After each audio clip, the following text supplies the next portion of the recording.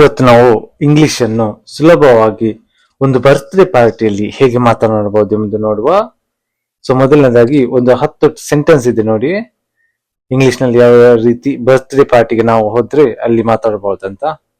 ಮೊದಲನೇದಾಗಿ ನಾವು ಅಲ್ಲಿಗೆ ಹೋಗಿ happy birthday, wish you all the best ಅಂದ್ರೆ ಹುಟ್ಟುಹಬ್ಬದ ಶುಭಾಶಯಗಳು, ನಿಮಗೆ ಒಳ್ಳೆಯದಾಗಲಿ ಎಂದು ಹಾರೈಸುತ್ತೇನೆ.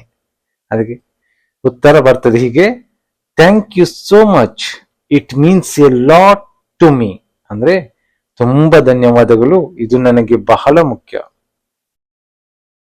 ಮೂರನೇದಾಗಿ what are your plans today, what are your plans today, ಇಂದಿನ ನಿಮ್ಮ ಯೋಜನೆಗಳೇನು. ಮೂರನೇದು ಇದು ಉತ್ತರ ಇದಕ್ಕೆ,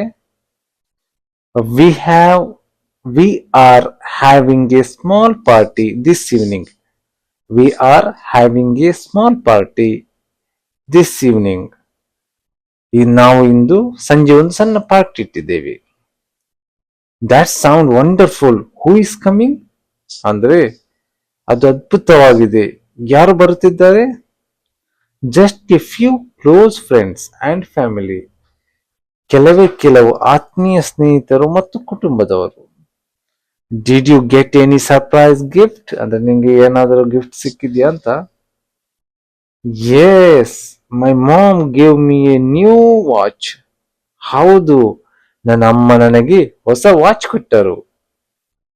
ಮತ್ತೆ ನೋಡಿ ಇನ್ನು ಈ ತರ ಹೇಳ್ಬೋದು, wow that's fantastic, enjoy your special day, wow ಅದು ಅಮೋಘವಾಗಿದೆ, ನಿಮ್ಮ ವಿಶೇಷ ದಿನವನ್ನು ಆನಂದಿಸಿ. ಕೊನೆಯದಾಗಿ ಐ ವಿಲ್ ನಂತರ thanks for coming and celebrating with me, ಖಂಡಿತ ನಾನು ಆನಂದಿಸುತ್ತೇನೆ ಬಂದಿದ್ದಕ್ಕೆ ಮತ್ತು ನಮ್ಮೊಂದಿಗೆ ಸಂಭ್ರಮಿಸಿದ್ದಕ್ಕೆ ಧನ್ಯವಾದಗಳು.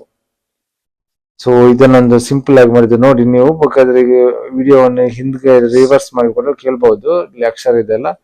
ಇದನ್ನು ನಾವು ಎಷ್ಟು ಬಾರಿ ಹೇಳ್ತೇವೆ ನಮ್ಮ ಬಾಯಿಂದ ಅಷ್ಟು ಅಂದ್ರೆ ನಮ್ದು ಫ್ಲೂಯೆಂಟ್ ಆಗ್ಲಿಕ್ಕೆ ಸ್ಟಾರ್ಟ್ ಆಗ್ತದೆ. ನಂದು ಕೂಡ ನೋಡಿ ಅಷ್ಟೊಂದು ಫ್ಲೂಯೆಂಟ್ ಏನಿಲ್ಲ, ಬಟ್ ಮಾತಾಡ್ಲಿಕ್ಕೆ ಸ್ಟಾರ್ಟ್ ಮಾಡಿದ್ರೆ ಖಂಡಿತವಾಗಿ ದಿನದಕ್ಕೆ ನಮ್ಮ ಇಂಗ್ಲಿಷ್ ಇಂಪ್ರೂವ್ಮೆಂಟ್ ಆಗೇ ಆಗ್ತದೆ. ಸೊ ಮುಂದಿನ ಪಾಠ ಇನ್ನೊಂದು ದಿನ ಬರುವ. ಧನ್ಯವಾದಗಳು.